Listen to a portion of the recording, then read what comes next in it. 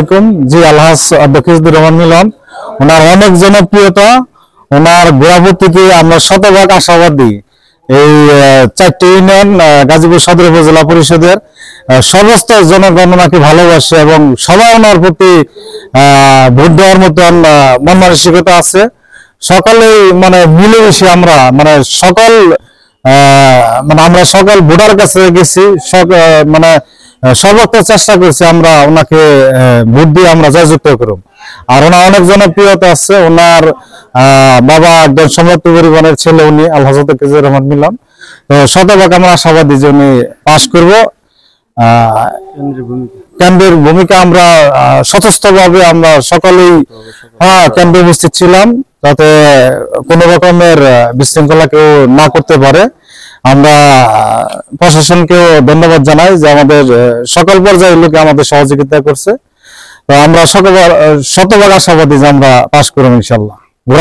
যে উপজেলা চেয়ারম্যান ছিল, সাধারণ মানুষ ভুলে গিয়েছিল যে উপজেলা পরিষদের যে সেবা সমূহ এ থেকে মানুষ বিচ্ছিন্ন ছিল এবং উপজেলা পরিষদ বলতে যে কিছু ছিল মানুষ সেটা ভুলে গিয়েছিল 5 বছরের জন্য।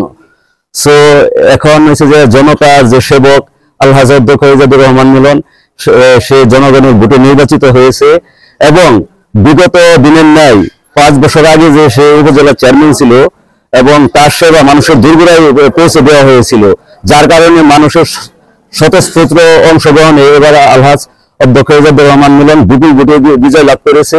সেই কারণ মানুষ জানে যে আলহাজ বকিউদ্দিন রহমান মানুষের সেবক, জনতার সেবক, এবং আমরা বিশ্বাস করি যে সে এই উপজেলা পরিষদের যে সেবা সমূহ আছে সেগুলো মানুষের দূরগোড়ায় পৌঁছে দিবে ইনশাল্লাহ। এবং আমরা প্রতিটি ভোট কেন্দ্রে সাধারণ জনগণ আলহাজ বকিউদ্দিন রহমান মিলনের জন্য মাঠে সর্বাত্মকভাবে এসে যে অবস্থান গ্রহণ করেছিলাম। আসলে আমাকে তো তৃণমূলের সকল পর্যায়ের লোক দলমত নির্বিশেষে আমাকে ভোট দিয়ে নির্বাচিত করেছে, আল্লাহ পাকের অশেষ মেহেরবানি। আমি উপজেলা চেয়ারম্যান ছিলাম, আমার কিছু অসমাপ্ত কাজ আছে, সেই অসমাপ্ত কাজগুলো আমি সমাপ্ত করব। রাস্তাঘাট এবং আমাদের প্রাথমিক বিদ্যালয়ের শিক্ষক সংকট রয়েছে, সেই শিক্ষক সংকটটা আমি নিরসন করব। আর মাদক মুক্ত পরিবেশে আমি 100% আমি নিশ্চিত করব। আর আমার জনগণ যারা আছে, যারা আমাকে ভোট দিয়ে নির্বাচিত করেছে, তাদের আমার আয়ত্ত ক্ষমতার মধ্যে যত ধরনের কাজ আছে সেই কাজগুলো আমি বাস্তবায়ন করব এবং মানুষের জন্য আমার জীবনটা আমি উৎসর্গ করে দেবো ইনশাল্লাহ। সামনের জীবন আমি এইভাবেই মানুষের সেবা করতে, যে এক পর্যায়ে হয়তো আমি দুনিয়ায় থাকবো না, আমার ছেলে আছে, আমি আমার অসমাপ্ত কাজ সমাপ্ত না করতে পারলেও ইনশাল্লাহ আমার ছেলে রেখে গেলাম। আমার ছেলেকে আমি বলেছি, আমার ছেলে বক্তৃতাও করেছে, আমার ছেলে অসমাপ্ত কাজগুলো সমাপ্ত করবে ইনশাল্লাহ। শতভাগ আমি আনন্দিত। আমার যে জনগণ, আমার যে ভোটার, আমার যে সমর্থক, তারা 49টা কেন্দ্রে ছিল, অন্য প্রার্থীরা এজেন্টও দিতে পারে নাই।